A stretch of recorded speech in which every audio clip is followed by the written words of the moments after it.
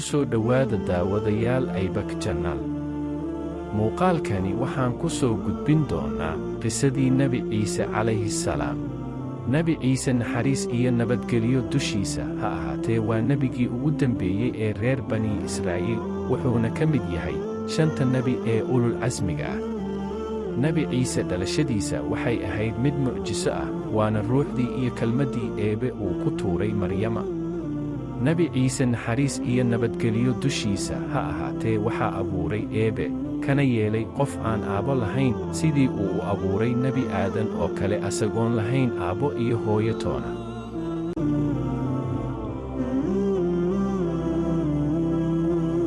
Nebi Ciise hooyadii Maryama markay ku qaaday uurka Ciise ayay reer Bani Israa'iil ku eedeeyeen Maryama inay ka mid tahay dumarka la tuhmo.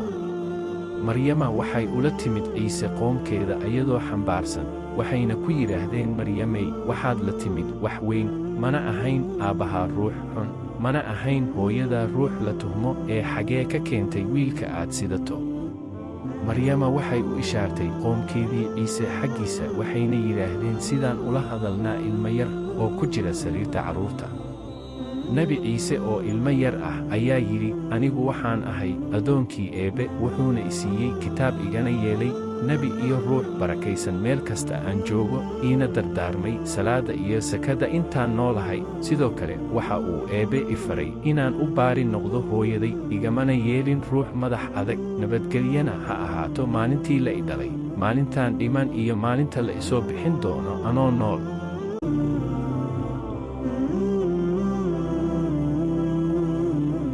Nebi Ciise dhalashadiisii kadib waxaa isa soo urursaday shayaadiin si ay u dhibaateeyaan cunga yar, wayna soo baadi dooneen. Hase ahaatee waxaa agtiisa joogay malaa'ig ilaalinaysa, manay awoodin inay u soo dhowaadaan. Nebi Maxamed naxariis iyo nabadgelyo dushiisa ha ahaatee waxaa laga wariyey inuu yidhi, ruux kasta shayddaanku waa uu gujiyaa markuu dhasho, marka laga reebo laba ruux mooyaane, waa Maryama iyo wiilkeeda Nebi Ciise. Sababtoo ah waxa u ducaysay Maryama hooyadeed ayada iyo duriyadeedaba. Nebi Ciise isagoo yar ayuu ka warrami jiray waxay cunayaan iyo waxay guryahooda ku kaydsadeen ee cunto ah. Markay mucjisooyin badan arkeen ayay reer Banu Israa'iil dooneen inay dilaan Nebi Ciise, sidaas darteed ayaa la faray hooyadii Maryama in ay u safraan goob kale. Maryama oo sidata wiilkeedii waxay u safreen dhulka Masar. Muddo kadib ayay ku soo noqdeen dhulka Falastiin. Nebi Ciise markuu qaangaaray ayuu dacwadii gaarsiiyey qoomkiisii, waxaana la jeclaysiiyey khalwada iyo inuu Ilaahay keligii caabudo. Maalin maalmaha ka mida ayaa Nebi Ciise la kulmay haweenay dul fadhida qabri oo oynaysa. Qabriga waxaa ku duugnaa gabar ay dhashay. Nebi Ciise waxa uu weydiiyey sababta ay la ooyeyso, waxayna ku tidhi, nebigii Ilaahayow, waxaan nadar ku galay inaan gabartayda arko ama aan ku dul dhinto qabrigeeda. Nebi Ciise waxa uu u yidhi, Eebbe ayaan kuu baryi si aad u aragto gabartaadii.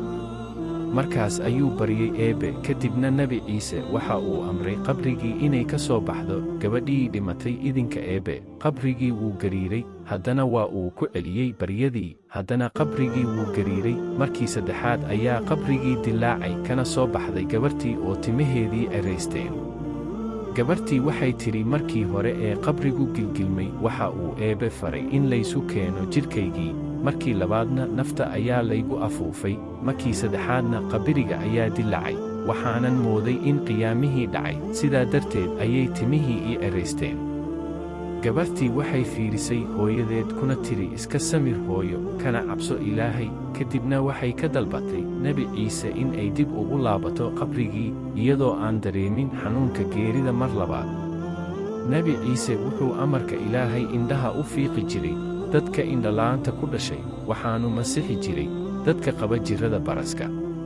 Nebi Ciise waxaa kale oo uu samayn jiray dhoobo u suurad eg shinbiraha, kadibna wuu afuufi jiray, markaasay duuli jirtay amarka Eebbe.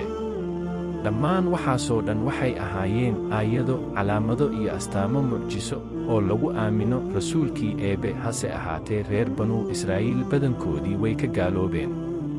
reer Banu Israa'iil way dhibeen Nebi Ciise iyo hooyadii Maryama, wayna u samreen qoomkoodii dhibta iyo aflagaadada ay ku hayeen.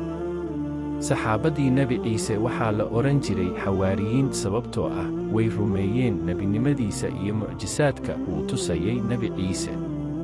maalin maalmaha ka mida ayay xawaariyiintii ka dalbadeen nebi ciise inuu ilaahay samada ugu soo dejiyo xeedho, waxayna ku yidhaahdeen, waxaannu doonaynaa in aan cunno, qulubtana noo xasisho, aana ogaanno in aad run noo sheegtay iyo in aan ka marag kacno.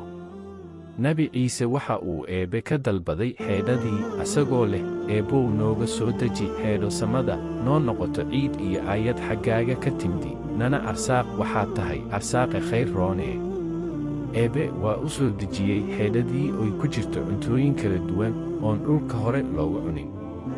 markay xeedhadii timid ayuu nebi ciise faray inay cunaan cuntada eebbe ku arsaaqay, kadibna way cuneen. dhammaan ciddii cuntay xeedhada waxaa eebbe ka dulqaaday xanuunnadii hayay, waxayna u noqotay mucjiso kale oo aad u weyn. nebi ciise waa uu sii waday dacwadii, reer banuu israa'iilna waxay u maleegayeen dhagar ayagoo ku fakarayay si ay u khaarijin lahaayeen rasuulka eebbe. maray arkeen in dad badan rumeeyey nebi ciise ayay kaashadeen boqorro, ayagoo ka been sheegaya nebi ciise, waxayna boqorradii ku yidhaahdeen, ciise waa idinku duulaan oo wuxuu doonayaa inuu boqornimada idinka qaado.